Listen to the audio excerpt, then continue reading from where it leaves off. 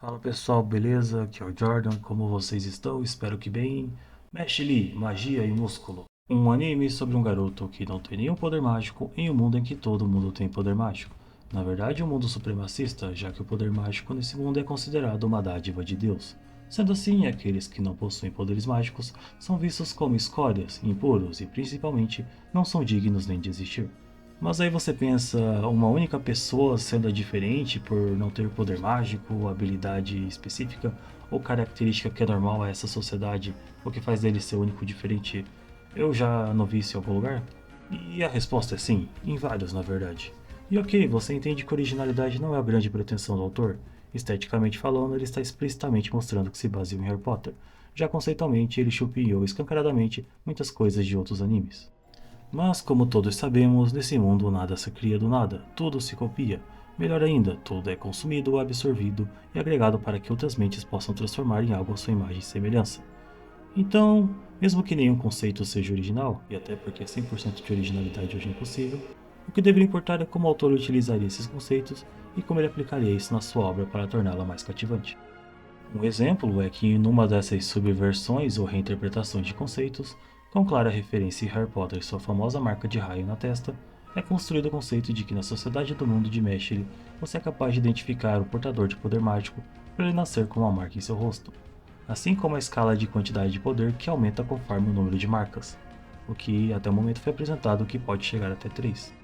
E aí que nos deparamos com o protagonista Mesh Birded, um garoto que nasceu sem marcas e é criado pelo seu avô, recluso à margem da sociedade, com várias restrições sobre poder ir para a cidade, mesmo que a princípio ele não saiba bem o porquê. Sua única orientação dada pelo seu avô foi de que fizesse treinamentos físicos, e sem querer estereotipar, uma ferramenta que também se recicla de outras obras, mesmo sem uma comprovação ou afirmação, assim como os demais autores também não fazem, é de sugerir uma espécie de neurotipicidade do protagonista, talvez uma dose de autismo ou TDAH, já que ele não segue a norma social padrão e tem um hiperfoco em profiteroles. Ele também tem um grande conhecimento na área de nutrição e hipertrofia muscular, mas isso acaba ficando em segundo plano. Dessa maneira, temos duas camadas. Mesh destoa daquela sociedade por não ter poder mágico, mas também destoa pelo seu comportamento e principalmente como ele encara as normas padrões que aquela sociedade impõe. Confesso que comecei a ver Mesh porque estou órfão de Mob Psycho 100 e carente de One Punch Man. Pelos cortes que veio na internet, Abra parecia ter a mesma dinâmica na questão do humor. Esse humor absurdo e de quebra de expectativas. Isso também se dá pelo fato de que no primeiro episódio nos é revelado que Mesh chegou a um nível sobre-humano de força, sendo capaz de rebater esferas de energia feitas para conter dragões como se fossem bolas de vôlei, além de outros feitos absurdos que são apresentados durante a obra. E esse é o elemento principal do humor. Mesh, mesmo com sua super força, ainda assim terá limitações e terá que encontrar maneiras inventivas de derrotar os obstáculos de um mundo que não foi feito para ele existir. Motivações. Como já dito, no mundo de Mesh-Lee não é permitido a existência de pessoas sem poderes mágicos. Uma vez essas pessoas detectadas, elas são expurgadas, pois sua existência violaria a harmonia natural das coisas. Mesh, ao desrespeitar a regra imposta pelo avô de não ir sozinho para a cidade, acaba sendo descoberto, o que resulta em uma perseguição e confronto com a polícia, que explicitamente é mostrada como uma espécie de SS do mundo da magia.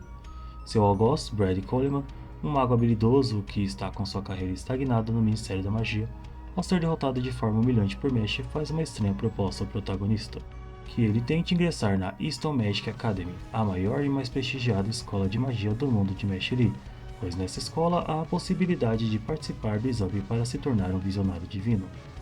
Um visionário divino é alguém de elevado status no Ministério da Magia, podendo inclusive mudar algumas regras da sociedade. Brad Coleman informa que, agora que fora descoberto, essa seria a única maneira de Mesh viver em paz novamente. Usando a lógica de poder mágico ser uma dádiva divina, alguém sem poder mágico conseguir passar do exame de visionário divino também só seria possível pela vontade de Deus. E também tem o ganho político. Brad, por mais que seja um mago habilidoso, não tem contatos influentes no Ministério da Magia, o que fez sua carreira ficar estagnada, já que não consegue nenhuma indicação para uma promoção de sua carreira. Sendo assim, caso Mesh consiga ser um visionário divino, vai conseguir indicá-lo para um cargo maior. Crítica social foda.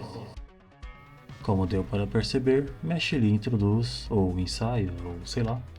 Bom, O autor realmente queria, de maneira subjetiva, fazer uma crítica à sociedade japonesa, com uma subtrama política envolvendo o Ministério da Magia e o funcionamento dessa sociedade.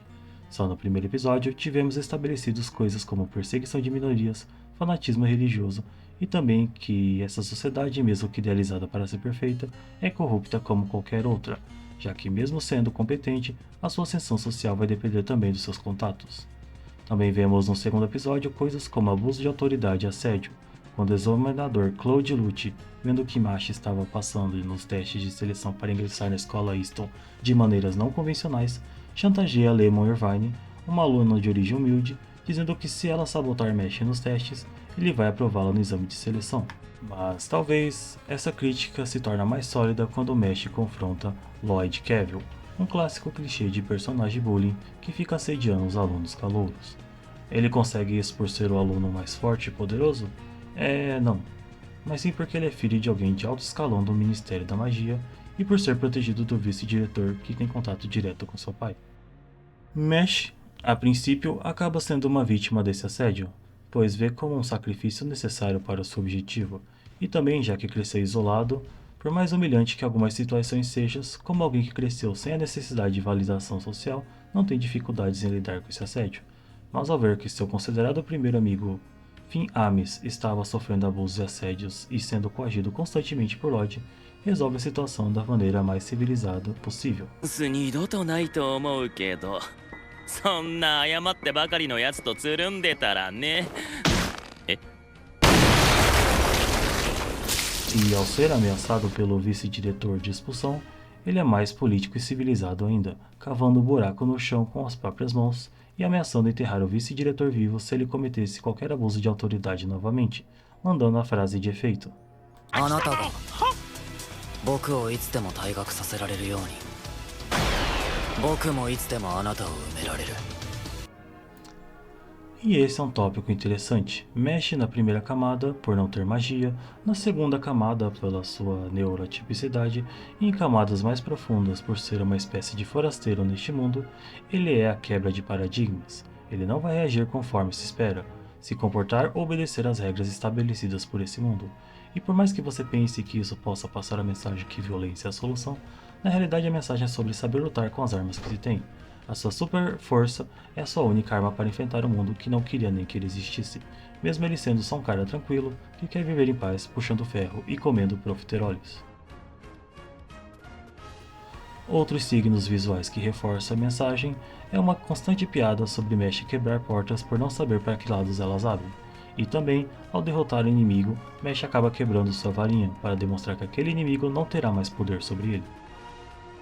Então, se tratando de um enredo onde veremos a vida do protagonista no equivalente ao ensino médio, será que vamos ter anos de aventuras? Exploração de mundo? Desenvolvimento de personagens? Críticas sutis ou nem tanto à corrupção da sociedade japonesa? E várias soluções inventivas de como contornar as limitações do protagonista? E mesmo que em alguns momentos essas soluções sejam absurdas, será que isso será relevado por causa do tom humorístico que essas soluções passam? Bom, nem tanto demais para ser verdade.